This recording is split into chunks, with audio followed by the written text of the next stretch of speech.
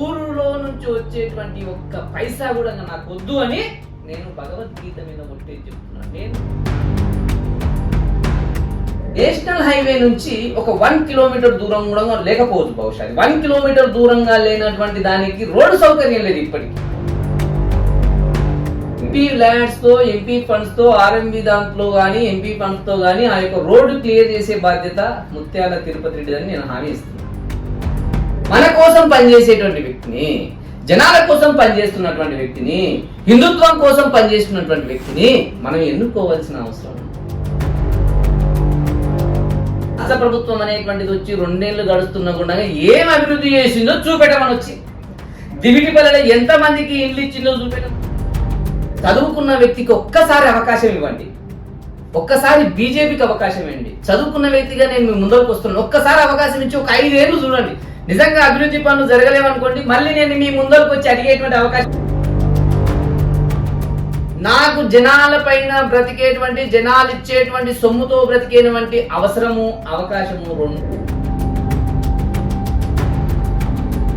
ప్రస్తుతం మనం Mahabubnagar municipal corporation స్థానికంగా డివిజన్ 4లో అయితే ఉన్నాం. ఏదైతే కార్పొరేషన్ ఎలక్షన్ సంబంధించి ఆల్మోస్ట్ రిజర్వేషన్స్, అదేవిధంగా త్వరలో రేపా మాపా అన్నట్టు షెడ్యూల్ కూడా రాబోతా ఉంది.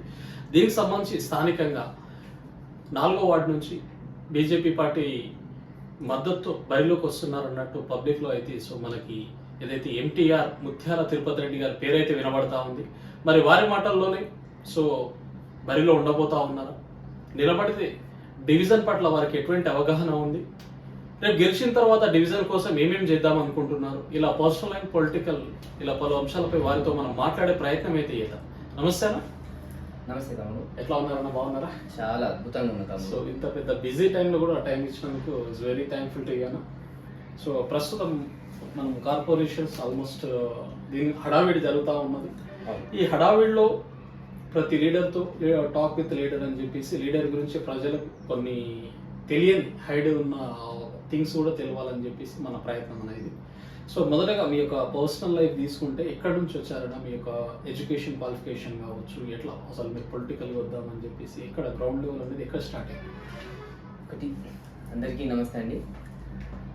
నేను చిన్నప్పటి నుంచి, నేను పుట్టినప్పటి నుంచి దివిటిపల్లి గ్రామంలోనే ఉన్నాను. మా నాన్నగారు గ్రామంలోనే ఉన్నారు. నేను ఇక్కడే మన దివిటిపల్లి గ్రామంలో అప్పర్ ప్రైమరీ స్కూల్లో 7th క్లాస్ వరకు ఇక్కడే చదువుకున్నాను. 8th నుంచి జడ్చర్ల, 8th నుంచి డిగ్రీ వరకు జడ్చర్లలో ఉన్నాను. తర్వాత బీఎడ్ అనేటువంటిది షాద్నాలో చేయడం జరిగింది. తర్వాత డిస్టెన్స్లో ఎంఎస్సి బీఈడి, ఎంఏ సైకాలజీ అనేటువంటిది చేయడం జరిగింది. నా ఎడ్యుకేషన్ క్వాలిఫికేషన్ వచ్చేసి MSc BEd, MA psychology Osmania university డిస్టెన్స్లో చేశాను.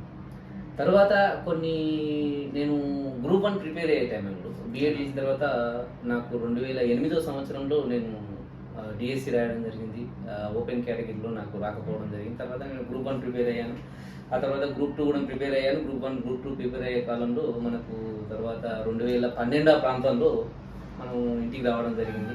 హైదరాబాద్ నుంచి, అంటే అప్పట్లో ఉన్నటువంటి పరిస్థితులు, ఆర్థిక పరిస్థితుల దృష్ట్యా మనల్ని ఇంట్లో భరించేటువంటి లేదు పరిస్థితి. అప్పటికి మా నాన్నగారు కష్టపడి చదివించడం జరిగింది, చదువుకోవడం జరిగింది. తర్వాత నన్ను ఏబీవీపీ బ్యాక్గ్రౌండ్లో, డిగ్రీలో కానీ పీజీలో కానీ ఏబీవీ బ్యాక్గ్రౌండ్లో ఉన్నాను కాబట్టి ఖచ్చితంగా నేను బీజేపీ పార్టీలో కొంతమంది పెద్దల ప్రోద్బలంతో బీజేపీ పార్టీలో జాయిన్ అవ్వడం జరిగింది. ఇప్పుడు ప్రస్తుతానికి ఉన్నటువంటి మా ప్రెసిడెంట్ పి శ్రీనివాస్ రెడ్డి గారు కూడా నేను పార్టీలో ఎదగడానికి చాలా ప్రోత్సాహం అందించారు. పి శ్రీనివాస్ రెడ్డి గారు, ఇప్పుడున్న ప్రెసిడెంట్ గారు, ఇప్పుడు నేషనల్ మెంబర్ అయినటువంటి పద్మజారెడ్డి గారు, తర్వాత కృష్ణవర్ధన్ రెడ్డి గారు, ఇలాంటి వ్యక్తుల ప్రోత్సాహం చాలా ఉంది నా పైన. వాళ్ళు ప్రోత్సహించేటువంటి తీరుతో నేను చాలా పార్టీలో చాలా ఎత్తుకు ఎదిగానని అనుకుంటున్నాను. ఇంకా రాబోయే కాలంలో కూడా చాలా ఎత్తులకు వాళ్ళ ప్రోద్బలంతో ఉన్నటువంటి ఇప్పుడు డికే అరుణమ్మ గారు ఉన్నారు, చాలా మంచి వ్యక్తి. ఆమె అండదండలతో ఇంకా పార్టీలో ఎదిగేటువంటి అవకాశం ఉంది. మనం ఎదుగుతాం కూడా. నెక్స్ట్ అనేటువంటిది ఇక్కడికి వచ్చిన తర్వాత ఈ గ్రామంలోనే ఉంటున్నాను. నేను రియల్ ఎస్టేట్లో చిన్న చిన్న వెంచర్స్ చేస్తూ రియల్ ఎస్టేట్లో పనిచేసిన ఈ గ్రామంలో ఉండి నేను హైదరాబాద్ ఆఫీస్ ఉంటుంది, హైదరాబాద్ వెళ్ళడం జరుగుతుంది. హైదరాబాద్లో ఇల్లు లాంటిది ఏం లేదు మనకు, అయినా ఈ గ్రామంలోనే అప్ అండ్ డౌన్ చేస్తాను హైదరాబాద్ నుంచి రోజు. అంటే ఇక్కడ ఉన్నటువంటి, అంటే హైవే పైన ఇంత అభివృద్ధి చెందినటువంటి గ్రామంలో కూడా కొంతమంది వ్యక్తుల ద్వారా ఇక్కడ ఉన్నటువంటి బీద ప్రజలు బాధించబడుతున్నారు. అదే మనం చదువుకొని కూడా మనం ఎందుకు వీళ్ళకి సేవ చేయలేకపోతున్నాం అనే దాంతో ఒక ఆలోచనతో మనం పోటీ చేయాలి అనేటువంటి ఉద్దేశంతో అనుకున్నది తగ్గగా నేను పార్టీకి కూడా చెప్పడం జరిగింది. పార్టీ నన్ను ఆశీర్వదించి నీకు బీఫామ్ ఇస్తున్నాము, మీరు ఖచ్చితంగా ముందరికి వెళ్ళండి అని మా ప్రెసిడెంట్ పి శ్రీనివాస్ రెడ్డి గారు కానీ ఎంపీ అరుణమ్మ గారు కానీ చెప్పడం జరిగింది. నేను ఇప్పుడు ప్రస్తుతానికి ఈ యొక్క పనులలో ఉన్నాను. సో ముఖ్యంగా ఇప్పుడు కార్పొరేటర్ బరిలో మీరు ఉండడానికి కారణం ఏంటన్నా? సో రిజర్వేషన్స్ వచ్చాయి కాబట్టి ఉంటున్నారా, లేకపోతే ఎట్లా? ఒకటి, బీజేపీ తరఫున ఖచ్చితంగా ఏ క్యాండిడేట్ ఏ రిజర్వేషన్ వచ్చినా బీజేపీ క్యాండిడేట్ అనేటువంటిది దివిటిపల్లి డివిజన్ 4th డివిజన్లో ఉండేవాళ్ళు. అనుకోకుండా జనరల్ రావడం జరిగింది, పార్టీ నాకు అవకాశం ఇవ్వడం జరిగింది. నాకు అవకాశం ఇచ్చినందుకు కూడా నాకు సంతోషంగా ఉంది. ఒకే ఒక విషయం, ఫస్ట్ డివిజన్గా మారిపోయింది. ప్రస్తుతానికి ఏమో దివిటిపల్లి గ్రామ పంచాయతీ కదా, ఇప్పుడు డివిజన్లో మారింది. ఇందులో మనకు చూసుకుంటే 4 గ్రామాల ప్రజలు ఉన్నారు. ఒకటి Ambatipalli, Divitipalli, double bedroom and Ediresaga గ్రామం మన దగ్గర ఉంది. ఇక్కడ మనకి అంబటిపల్లి గ్రామానికి చూసుకుంటే నాకు ఒక అవగాహన వచ్చి ఒక 20 సంవత్సరాల నుంచి చూస్తున్నాను. చాలామంది సర్పంచులు వచ్చారు పోయారు, చాలామంది ఎమ్మెల్యేలు వచ్చారు పోయారు. ఆ యొక్క గ్రామానికి నేషనల్ హైవే నుంచి ఒక 1 కిలోమీటర్ దూరం కూడా లేకపోవచ్చు. బహుశా 1 కిలోమీటర్ దూరంగా లేనటువంటి దానికి రోడ్డు సౌకర్యం లేదు ఇప్పటికీ. అంటే గత 20 సంవత్సరాల నుంచి చేస్తున్నాను, వాళ్ళు అంతకన్నా ముందు నుంచి కూడా ఆ రోడ్డు లేక ఇబ్బంది పడుతున్నారు. ఆ 20 సంవత్సరాలు చూసుకున్నప్పుడు మనం చూస్తే, నేను ఎంపీ ఎలక్షన్స్ అప్పుడు నేను ఒక హామీ ఇచ్చాను వాళ్ళకి, ఖచ్చితంగా అరుణమ్మ గారు గెలిస్తే ఈ యొక్క రోడ్డు అనేటువంటి క్లియర్ చేస్తాను. ఆ రోడ్డు క్లియర్ చేయడానికి నేను ఆల్రెడీ ఆర్ఎంబీలో ఎంపీ డికే అరుణమ్మ గారి లెటర్ ప్యాడ్ పైన ఆర్ఎంబీలో దానికి అప్లికేషన్ ఇవ్వడం జరిగింది, దాన్ని కొలవడం జరిగింది. రాబోయే కాలంలో ఈ యొక్క ఒకవేళ కార్పొరేటర్లుగా గెలిచినా గెలవకపోయినా ఓకే, ఎంపీ ల్యాండ్స్తో ఎంపీ ఫండ్స్తో ఆర్ఎంబీ దాంట్లో కానీ ఎంపీ ఫండ్స్తో కానీ ఆ యొక్క రోడ్డు క్లియర్ చేసే బాధ్యత ముత్యాల తిరుపతి రెడ్డి అని నేను హామీ ఇస్తున్నాను. రెండో విషయం, అక్కడి నుంచి చూసుకుంటే మన ఇప్పుడున్నటువంటి డబుల్ బెడ్రూమ్ కూడా ఒక రోడ్డు సౌకర్యం అనేటువంటిది లేదు. ఇక్కడ రైల్వే స్టేషన్ నుంచి డబుల్ బెడ్రూమ్కి వెళ్ళాల్సి వస్తుంది. రైల్వే స్టేషన్ దగ్గర వర్షం పడితే ఆ యొక్క ఏదైతే మోరీ ఉందో, అంటే ఆ రైల్వే బ్రిడ్జ్ ఏదైతే ఉందో ఆ రైల్వే బ్రిడ్జ్లో మొత్తం నీళ్లు వారుతాయి.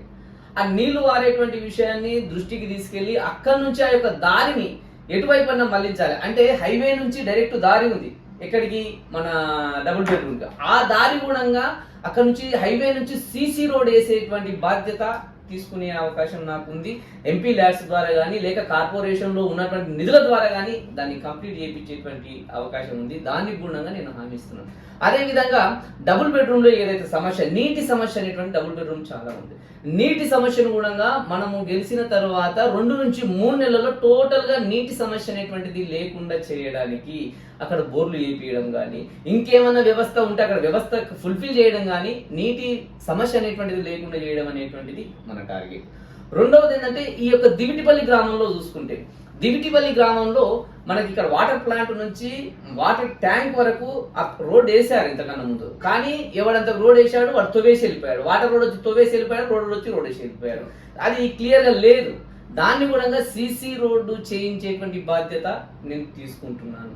ఇది మన యొక్క హామీలు. ఇంకా ఎవరైతే ఇక్కడ నిరుపేదలు ఉన్నారో, నిరుపేదలకు చాలా మంది ఇల్లు రానటువంటి నిరుపేదలు డబుల్ బెడ్రూమ్ 1024 డబుల్ బెడ్రూమ్లు దివిటిపల్లి గ్రామంలో కడితే ఇక్కడ నిరుపేదలు చాలా మంది ఉన్నా కూడా ఆ నిరుపేదలకు ఆ యొక్క 10 సంవత్సరాల ప్రభుత్వం నిరుపేదలకు ఆ యొక్క ఇండ్లు అందించలేకపోయింది.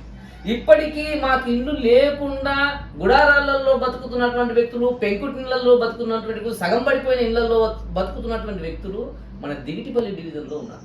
అటువంటి వారికి ఖచ్చితంగా ఏవైతే మిగిలిన ఇల్లు ఇప్పుడు డబుల్ బెడ్రూమ్లో కూడా అందరికి కేటాయించబడిన ఇల్లు కొన్ని ఉన్నాయి, దాదాపు ఒక 100 పైచులుకుగా ఉన్నాయి. అవి ఆ లెటర్ ప్యాడ్లో ఎంపీ గారి ఆధ్వర్యంలో ఎంపీ గారి సహకారంతో ఎవరికైతే ఇల్లు లేవో దివిటిపల్లి డివిజన్లో ఎవరికైతే ఇల్లు లేవో 4th డివిజన్లో ఇల్లు లేనటువంటి వారికి ఆ ఇల్లు కేటాయించాలి అనేటువంటి ఉద్దేశంతో ఎంపీ గారికి మనం వినవించడం జరిగింది. ఆమె కూడా సుముఖంగా ఉండడం జరిగింది.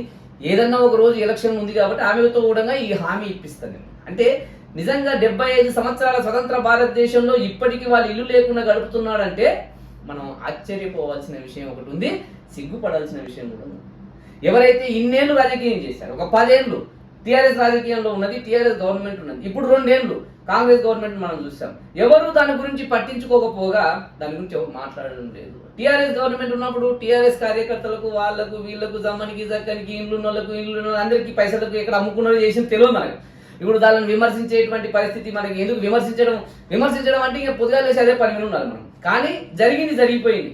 కానీ ఇప్పుడైనా సరే జనాలకు చెప్పేది ఒకటే, మన కోసం పనిచేసేటువంటి వ్యక్తిని, జనాల కోసం పనిచేస్తున్నటువంటి వ్యక్తిని, హిందుత్వం కోసం పనిచేస్తున్నటువంటి వ్యక్తిని మనం ఎన్నుకోవాల్సిన అవసరం ఉంది. ఈరోజు బీజేపీ తరపున నేను హిందుత్వం కోసం పోరాడుతున్న గత 14 సంవత్సరాల నుంచి ఒకటే పార్టీలో ఉంటూ హిందుత్వం కోసం పోరాడుతున్నా, బీద ప్రజల కోసం పోరాడుతున్నా. బీద ప్రజల కోసం ఏం పోరాటం చేసినా అని మీరు అడగొచ్చున్నాను. నేను మన డబుల్ బెడ్రూమ్ కు సంబంధించి మెడికల్ కాలేజీకి సంబంధించి 100 ఎకరాలు పోతే నా ఒక్క ఇంచు భూమి లేదు అందులో. అయినా నేను జనాల కోసము పోరాడి ఆ రోజు టెంట్లు వేసుకొని నిరాహార దీక్షలు చేసినాం. ఇందులో శ్రీనివాస్, మన జాజల చంద్రశేఖర్ కూడా ఉన్నాడు, వాస్తవానికి ఇప్పుడు కాంగ్రెస్ నాయకుడు. ఆయన ఉన్నాడు, నేనున్నాను, తర్వాత జి శ్రీనివాస్ ఉన్నాడు, ఇంకొక అతను. వీళ్ళు ముగ్గురం కలిసి టెంట్లు వేసుకొని టెంట్ ముందర కూర్చొని జనాలను తోలుకొని పోతే అదే టీఆర్ఎస్ నాయకులు ఆ రోజు శ్రీనివాస్ గౌడ్ మాటలని వీళ్ళందరూ తీసుకెళ్లి అందరినీ బెదిరించి వాళ్ళని క్యాన్సిల్ చేసిండ్రు. అయినా సరే కొంతమంది మా వెనుక ఉన్నారు కాబట్టి ఆ జనాల కోసమైనా సరే మేము కోర్టులో కేసు వేయాలి, వాళ్ళకి డబ్బులు ఇప్పించాలనేటువంటి ఉద్దేశంతో ఈ రోజు కేసు గెలవడం జరిగింది. ఆ కేసు కూడా ఖచ్చితంగా రాబోయే కాలంలో వాళ్ళకి డబ్బులు వస్తాయి, ఇండ్లు కూడా వస్తాయి.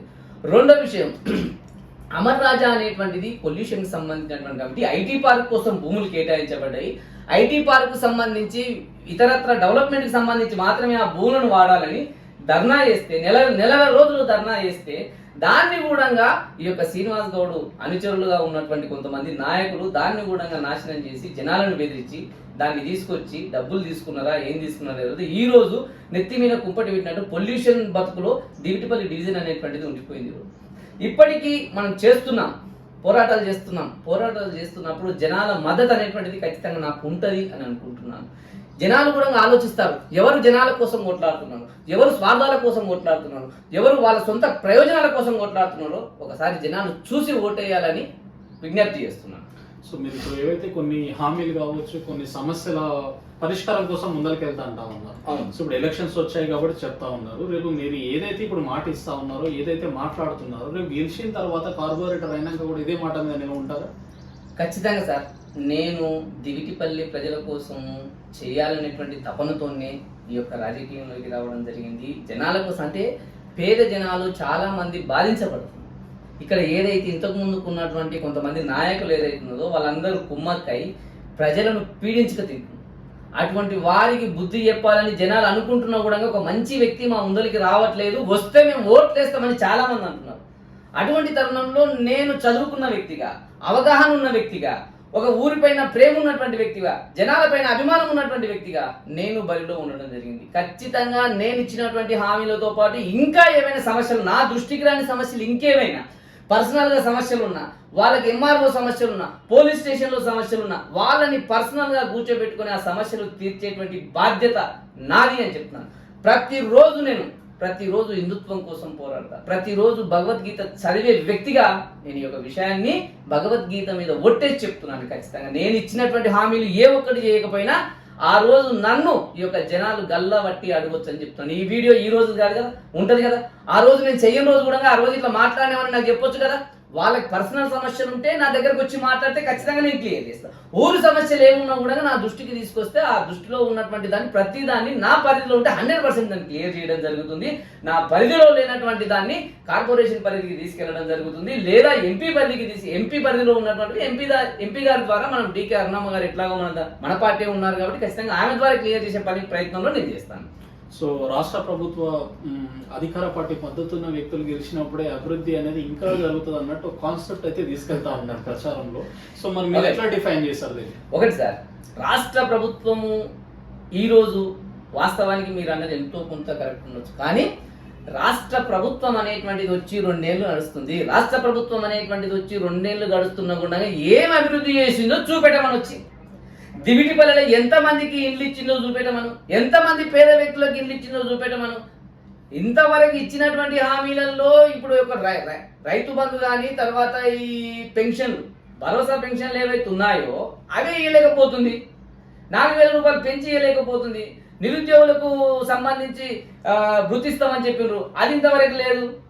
అంటే ఏది క్లియర్ చేసిందని నువ్వు రాష్ట్ర ప్రభుత్వాన్ని జనాలు మళ్ళీ నమ్ముతారని అనుకుంటున్నావు? ఏం చేసిందని నమ్ముతాం అనుకుంటున్నారు? ఇందులో ఈ రోజు వచ్చినటువంటి అభివృద్ధి పనుల్లో యూజీసీ ద్వారా వచ్చినటువంటి దాంట్లో, కేంద్రం నుంచి యూజీసీ ఫండ్స్ ద్వారా వచ్చినటువంటి దాంట్లో IIIT ఈ రోజు మొన్న ఓపెన్ చేయడం జరిగింది. స్వయంగా ముఖ్యమంత్రి మన రేవంత్ రెడ్డి గారే ఒప్పుకున్నారు, కేంద్రం నుంచి ఫండ్స్ వచ్చినాయి, మేము ఓపెన్ చేస్తున్నాము, అభివృద్ధి పనులు చేస్తున్నాము, కేంద్రంతో మేము సరిగ్గుంటేనే మాకు అభివృద్ధి పనులు నడుస్తాయి. అంటే కేంద్రం నుంచి వచ్చే, కేంద్రంలో ఉన్నటువంటి బీజేపీ పార్టీ ఇస్తేనే కదా ఇక్కడ దాకా వచ్చేదని జనాలకు అర్థమైపోయింది కదా. ఈ రోజు మనం హిందుత్వం కోసం పోరాడుతున్నాం, ఫండ్స్ ఇస్తున్నాం, అటువంటిప్పుడు నువ్వు కాంగ్రెస్ ముఖం ఎందుకు చూస్తారని చెప్తున్నాను. ఈ రోజు కాంగ్రెస్ ఏం చేసిందని అడుగుతున్నాను అంటున్నాడు. కాంగ్రెస్ నాయకులు ఇంటికి వెళ్తే మాకు ఇది రాలేదని చెప్తే ఏ మొహం పెట్టుకుని వెళ్తారని అడుగుతున్నాను నేను. ఇప్పుడు ఇంద్రం మిల్లు, రేషన్ కార్డ్స్, సన్న బియ్యం, ఫ్రీ బస్, ఇవన్నీ సన్న బియ్యం ఎవరు ఇస్తున్నారు సార్? ఎక్కడి నుంచి వస్తున్నాయి సార్ సన్న బియ్యం? వేరే రాష్ట్రాలు. నేనేమంటున్నా సార్, సన్న బియ్యం ఎక్కడి నుంచి వస్తున్నాయి? 6 కిలోల సన్న బియ్యము 2019 సంవత్సరం 20 సంవత్సరం నుంచి మొదలు పెడితే ఇప్పటి వరకు కూడా ఫ్రీ సన్న బియ్యం కేంద్ర ప్రభుత్వం ఇస్తుంది కదా. ఎవరు ఇస్తున్నారు? కేంద్ర ప్రభుత్వానికి ఏమైనా పైసలు కట్టిస్తారా? లేదు కదా. కేంద్ర ప్రభుత్వం మోడీ గారి ప్రభుత్వమే కదా ఇస్తున్నది. సన్న బియ్యం మేము ఇస్తున్నామని ఫోటోలు వేసుకున్నంత మాత్రాన మీరు ఇచ్చినట్లా కాదు కదా. ఇప్పుడు ఈ విషయం సన్న బియ్యం కావచ్చు, రేషన్ ఇస్తున్నదంటే సార్ మెజారిటీ చదువుకున్న వ్యక్తులకి ఇప్పుడు అప్డేట్ అవుతుంది. నేను అదే చెప్తున్నాను. నేను ఎవరైతే యువకులు ఉన్నారో యువకులను కోరేది ఒకటే, కేంద్ర ప్రభుత్వం నుంచి ఏమేమి వస్తుంది, రాష్ట్ర ప్రభుత్వం నుంచి ఏమి వస్తుంది, కేంద్ర ప్రభుత్వం నిధుల ద్వారా మనకి ఏమేమి అభివృద్ధి పనులు జరుగుతున్నాయి, రాష్ట్ర ప్రభుత్వం ద్వారా ఏమేమి అభివృద్ధి పనులు జరిగినాయి ఒకసారి బేరీజ్ వేసుకోండి. ఊర్లో కానీ టౌన్లో కానీ ఎక్కడ కానీ నువ్వు బేరీజ్ వేసుకుంటే మనకు తెలిసిపోతుంది. ఈరోజు ఫండ్స్ ఎక్కడి నుంచి వస్తున్నాయో గూగుల్ చేస్తే తెలిసిపోతుంది. కోట్ల రూపాయలు, 100 కోట్ల రూపాయలు పెద్ద పెద్ద ఫ్లెక్సీలు వేసుకున్నారు. నిన్న మొన్న ఎన్ఎస్ శ్రీనివాస్ రెడ్డి గారు కానీ కాంగ్రెస్ నాయకులు కానీ వేసుకున్నారు, సంతోషం. అసలు 100 కోట్ల రూపాయలు ఏ నుంచి వచ్చినాయి? ఈ నియోజకవర్గాన్ని ఎక్కడి నుంచి వచ్చినాయి? ఇందిరం ఇప్పుడు ఈ యొక్క గ్రామంలో డబుల్ బెడ్రూమ్లు కట్టిన దాంట్లో కూడా 1,76,000 రూపాయలు కేంద్ర ప్రభుత్వాన్ని. ఇందిరమ్మ వచ్చేటువంటి ఇండ్లు అని చెప్తున్నాగా, ఇందిరమ్మ పేరు బొగిడిస్తున్నటువంటి కాంగ్రెస్ ప్రభుత్వం ఉందైతుందో దానికి కూడా కేంద్ర ప్రభుత్వం నుంచి 1,76,000 రూపాయలు వస్తున్నాయి. అంటే కేంద్రం అనేటువంటిది ఇవ్వకపోతే వీళ్ళు ఏలేరు అని చెప్తున్నాను. ఊరికి 1-2 ఇల్లు ఇచ్చింది. మా ఊళ్ళో మొత్తం కూడా 3 ఇల్లు ఏమో ఇచ్చినట్టున్నారు. అవి కూడా నాకు సరిగ్గా తెలియదు. ఎక్కడి నుంచి వచ్చినాయి? ఏడగడతలేదు, నేనైతే ఏడు చూడలేదు. మరి ఓకే 11 వస్తే వచ్చినాయి. ఈ 11 మంది పేద వ్యక్తులు ఉన్నారు, ఇంకా రాలేవా? ఇంకా లేవా? అంటే ఊరికి 10-5 ఇచ్చేసి చేతులు దులుపుకుందాం అనుకుంటున్నారా? నేను ఒకటే చెప్తున్నాను, బీద వ్యక్తులకు వచ్చాయా అనేటువంటిది ఒకసారి చూడండి. ఈ రోజు ఇందిరా మిల్ల దగ్గరికి వెళ్దాం. ఇందిరా మిల్ల దగ్గరికి వెళ్తే ఎవడు బీదోడో ఎవడు పైసలు ఉన్నాడో తెలిసిపోతుంది. ఇంతకుముందుకు టీఆర్ఎస్ గవర్నమెంట్ ఉన్నప్పుడు వాళ్ళ కార్యకర్తలకు ఇచ్చింది, ఇప్పుడు కాంగ్రెస్ గవర్నమెంట్ ఉన్నప్పుడు ఏం చేస్తుందంటే వాళ్ళ కార్యకర్తలకు ఇచ్చే ప్రయత్నం చేసింది, కానీ ఎవరికి బీదోనికి ఇవ్వలేదని నేను చెప్తున్నాను. నేనేం చేస్తే ఏ గవర్నమెంట్ ఉన్నా గవర్నమెంట్ వచ్చేంత వరకే పార్టీలు చూడండి. పార్టీలు చూడకుండా ఎవరైతే పేదవాళ్ళు ఉన్నారో వాళ్ళు పేద వ్యక్తులుగా మారకుండా వాళ్ళకి సహాయ సహకారాలు అందిస్తే వాళ్ళు మున్ముందు రాజ్యంలో బాగుగా ఉండేటువంటి అవకాశం ఉంది. సమాజంలో ప్యారలల్గా అందరూ ఎదిగితేనే సమాజం ఎదిగినట్లు. ఎవడో ఒకడు పెద్ద పెద్ద బిల్డింగ్లు కట్టుకొని వానికి నేను ఇస్తే కాదు. నీవు ఏ విధంగా ఎదుగుతున్నావు వాడు కూడా అదే విధంగా ఎదిగితేనే. ఆ ప్యారలల్గా ఎదిగేటువంటి అవకాశము బీజేపీ ద్వారా మాత్రమే సాధ్యం. కులాలు చూడకుండా, మతాలు చూడకుండా, వర్గాలు చూడకుండా, వర్ణాలు చూడకుండా, లింగ భేదాలు చూడకుండా ఇచ్చేటువంటి పార్టీ ఏదైనా ఉందంటే మన యొక్క బీజేపీ పార్టీ మాత్రమే. ఈ రోజు నగర్ నుంచి కూడా సో ఎంపీ గారు అయితే ఉన్నారు అన్నమ్మ గారు. సో ఆమె ఎంపీగా ఉన్నారు కాబట్టి మీరు కూడా ఒక బీజేపీ పార్టీ నుంచి ఇక్కడ ప్రాతినిధ్యం వహిస్తా ఉన్నారు కాబట్టి మరి ఈ డివిజన్ కోసం దివిటిపల్లి కోసం ఏ అభివృద్ధి కార్యక్రమాలు చేశారు సార్? ఒకటి, మనము ప్రస్తుతానికి ఉన్నటువంటి ఫండ్ అనేది ఒక 5 లక్షలు, దాదాపుగా ఒక 10 లక్షల మందికి రిప్రజెంటేటివ్. 5 లక్షల ఓట్ల నుండి దాదాపు 10 లక్షల మందికి రిప్రజెంటేటివ్. ఆమెకు వచ్చినటువంటి దాంట్లో అభివృద్ధి పనులలో మహబూబ్ నగర్లో జరిగినటువంటి ప్రతి పని ఎంపీ ల్యాడ్స్ ద్వారా, కేంద్ర ప్రభుత్వం ద్వారా డికే అరుణమ్మ గారు తన సొంత ధైర్యంతో తెచ్చినటువంటి డబ్బులే. కేంద్ర ప్రభుత్వం నుంచి కాక నేను మా ఊరు డివిజన్ అని నేను ఒక్కరిని అడగట్లేదు. నేను ఓవరాల్ గా నియోజకవర్గం గురించి కానీ మున్సిపల్ కార్పొరేషన్ గురించి కానీ మాట్లాడుతున్నా. మున్సిపల్ కార్పొరేషన్ లో పెట్టినటువంటి ప్రతి పైసా ఇప్పటికే కేంద్ర ప్రభుత్వం నుంచి వచ్చినాయి. ఇప్పుడు కొత్తగా డివిజన్ అయింది కాబట్టి కేంద్ర ప్రభుత్వంలో మోడీ గారు ఉన్నారు కాబట్టి, కేంద్ర ప్రభుత్వం నుంచి ప్రాతినిధ్యం వహిస్తున్నటువంటి అరుణమ్మ గారు మాకు అండగా ఉన్నారు కాబట్టి డబ్బులు ఎక్కువగా తీసుకొచ్చి దివిటిపల్లి డివిజన్ ను, 4th డివిజన్ ను అభివృద్ధి పథంలో నడిపించే బాధ్యత నాది అని చెప్తున్నాను. సో ఏదేమైనా మొత్తానికి అయితే దివిటిపల్లిలో ఒక మార్పు అనేది ఏదైతే మీకు ఒక యువకునిగా అయితే చదువుకున్న వ్యక్తిగా అయితే వస్తా ఉన్నారో కాన్సెప్ట్ అనేది ఇక్కడ అప్లై చేస్తా అంటారు, అవకాశం ఇస్తే 100%. ఒకటే అండి, గెలుపోవటం లాంటి సహజం. నేను దాని గురించి కాదు, నేను ప్రాతినిధ్యం వహిస్తున్నటువంటి ఈ ఊర్లో నాకు యువకులు సహకరిస్తే, పెద్ద మనుషులు సహకరిస్తే, ఇంతకు ముందు వాళ్ళందరినీ చూశారు. చదువుకున్న వ్యక్తికి ఒక్కసారి అవకాశం ఇవ్వండి, ఒక్కసారి బీజేపీకి అవకాశం ఇవ్వండి. చదువుకున్న వ్యక్తిగా నేను మీ ముందరకు వస్తున్నాను, ఒక్కసారి అవకాశం ఇచ్చి ఒక 5 ఏళ్ళు చూడండి. నిజంగా అభివృద్ధి పనులు జరగలేవనుకోండి, మళ్ళీ నేను మీ ముందరకు వచ్చి అడిగేటువంటి అవకాశం ఉంటుందా? లేకుంటుంది కదా. నాకు జనాల పైన బ్రతికేటువంటి, జనాలు ఇచ్చేటువంటి సొమ్ముతో బ్రతికేటువంటి అవసరము, అవకాశము 2 లేవు. నేను సొంతంగా వ్యాపారం చేసుకుంటున్నాను, నా బతికేదో నేను బతుకుతున్నాను. నేను వానితోన 10 రూపాయలు, వీడితోన 10 రూపాయలు వాళ్ళని అన్యాయం చేసి వాళ్ళని గుంజుకొని బతికేటువంటి అవసరం నాకు లేదు. ఆ అవసరం ఉంటే ఖచ్చితంగా నేను ఈ రాజకీయంలోకి వచ్చేనేవాడిని కాదు. వాళ్ళ సొమ్ము మనకొద్దు. మన ద్వారా మన జేబులో నుంచి 4 రూపాయలు కేటాయించి ఊరి అభివృద్ధి కోసం పాటుపడతానే తప్ప ఊరిలో నుంచి వచ్చేటువంటి ఒక్క పైసా కూడా నాకు వద్దు అని నేను భగవద్గీత మీద ఒట్టేసి చెప్తున్నాను. నేను మార్నింగ్ లేచి అంటే ఒక హిందువు భగవద్గీత మీద ఒట్టేసి చెప్తున్నాడంటే ఎంత నిక్కచ్చిగా ఉంటాడో ఒక్కసారి ఊహించుకోండి మీరు.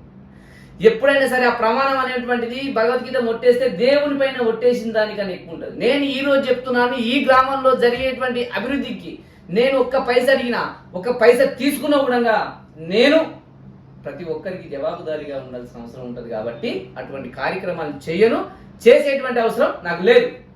సో ఫైనల్ గా ఓటింగ్ అయితే జరగబోతా ఉందని అతి త్వరలో. సో దీనికి సంబంధించి ఫైనల్ గా మన డివిజన్ ప్రజలకు ఏం చెప్పదలుచుకున్నారు మన ఛానల్ ద్వారా? మన డివిజన్ ప్రజలకి ఒకే ఒక విషయం చెప్తున్నాను, యువకులకు కానీ, మహిళలకు కానీ, ఉన్నటువంటి ఇతరత్ర వ్యక్తులకు కానీ ఒకే ఒక విషయం చెప్తున్నాను. మీరు చాలా మందిని చూశారు, ఇప్పటికీ 20-30 ఏళ్ల నుంచి ఉన్నటువంటి వ్యవస్థను చూశారు. కానీ ఒకే ఒక్కసారి బీజేపీ నుండి వచ్చినటువంటి బరిలో ఉన్నటువంటి నాకు అవకాశం కల్పిస్తే నేను ఈ ఊరి బిడ్డగా అభివృద్ధి పనులలో కానీ మీ సొంత సమస్యలను తీర్చడానికి ఎల్లవేళలా అందుబాటులో ఉంటాను. ఎల్లవేళలా నా ఇల్లు అనేటువంటిది ఇక్కడే ఉంటుంది. ఎల్లవేళలా మీకు అందుబాటులో ఉండి మీ సమస్యలను తీర్చే వ్యక్తిగా మీ ముందరకు వస్తున్నాను. దయచేసి ఒక్కసారి ఆశీర్వదించండి. హిందుత్వం కోసం ఆశీర్వదించండి, బీజేపీ కోసం ఆశీర్వదించండి. చదువుకున్న వ్యక్తిగా నా కోసం ఒక్కసారి మీ అందరి బాగుపడాలి, మీ అందరూ బాగుండాలి అనే వ్యక్తి, కోరుకునేటువంటి వ్యక్తి, గుళ్ళు బాగుండాలి, గోపురాలు బాగుండాలి, మన సంస్కృతి సాంప్రదాయాలు అన్ని బాగుండాలనేటువంటి వ్యక్తిగా మీ ముందరకు వస్తాను. ఒక్కసారి ఆశీర్వదించి నన్ను కార్పొరేటర్గా గెలిపిస్తే మీకున్నటువంటి సమస్యలను నా చేతనైనటువంటి సాయం చేసి మీ సమస్యలను దూరం చేయగలుగుతానని విన్నవించుకుంటాను. Thank you very much. So ఏదైతే ఎన్టీఆర్ గారి మాటల్లో స్థానికంగా ఏదైతే డివిజన్ లో ఏదైతే నేషనల్ హైవే కావచ్చు, అతి సమీపంలో ఉన్నా కూడా అభివృద్ధికి ఎక్కడ నోచుకోలేదని చెప్పేసి, ఎక్కడైతే స్థానికంగా డివిజన్ పట్ల వారు ఎక్కడనే పుట్టారు, ఇక్కడ పరిస్థితుల పట్ల పూర్తి అవగాహన వారికి ఉన్నదన్నట్టు మనకు అనిపిస్తూ ఉంది. ముఖ్యంగా ఇల్లు లేని వారికి కావచ్చు, స్థానికంగా రోడ్డు విషయాల్లో కావచ్చు, త్రాగునీటి సమస్య కావచ్చు, ఇలా ఏ సమస్య ఉన్నా దానికోసం 100% నేను శాశ్వత పరిష్కారం చేయడానికి సిద్ధంగా ఉన్నా అని చెప్పేసి, సాధ్యమైనంత వరకు ఎంపీ ఫండ్స్ కావచ్చు, ఎక్కడి నుంచి వచ్చినా డివిజన్ అయితే అన్ని విధాలుగా ముందరికి తీసుకెళ్తా అని చెప్పేసి, ఒక చదువుకున్న వ్యక్తిగా, ఒక విద్యావంతునిగా, ముఖ్యంగా ప్రస్తుతం ఉన్న అధికార పార్టీ నుంచి కూడా మంచి సంబంధాలు ఉన్నట్టు మనకు అనిపిస్తూ ఉన్నాయి. వీటన్నిటిని ఆలోచన చేసుకొని రాబోయే రోజుల్లో డివిజన్ నుంచి ప్రతి ఒక్క ఓటర్ ఆలోచన చేయాలి. డివిజన్ లో ఎవరు రాజకీయాల మీద బ్రతకడానికి ఎవరు వస్తూ ఉన్నారు, రాజకీయాల్లో సేవ చేయడానికి ఎవరు వస్తూ ఉన్నారు, వీటన్నింటినీ ఆలోచన చేసుకొని రాబోయే కార్పొరేషన్ ఎలక్షన్ లో ప్రతి ఒక్క ఓటర్ సరైన వ్యక్తికి, సమర్థవంతమైన వ్యక్తికి రేపు మనం కార్పొరేటర్ అనే సీట్లో కూర్చోబెట్టినప్పుడే డివిజన్ అనేది అభివృద్ధి విషయాల్లో ఇంకా ముందరికి వెళ్ళడానికి అవకాశం ఉంటుంది. ఏం ఏర్పాటు చేసిన డివిజన్ అనేది ఇంకా 5-6 సంవత్సరాలు అనేది వెనక్కి వెళ్ళడానికి అవకాశం ఉంటుంది. కాబట్టి వీటన్నిటిని ఆలోచన చేసి ప్రతి ఒక్క ఓటర్ మీ అమూల్యమైన ఓటుతో సరైన వ్యక్తికి నాయకత్వ బాధ్యతలు అప్పగించి డివిజన్ అభివృద్ధి విషయంలో తోడ్పాటుగా ఉంటారని కోరుకుంటా ఉన్నాం. థ్యాంక్ యూ వెరీ మచ్ అన్న. నమస్తే.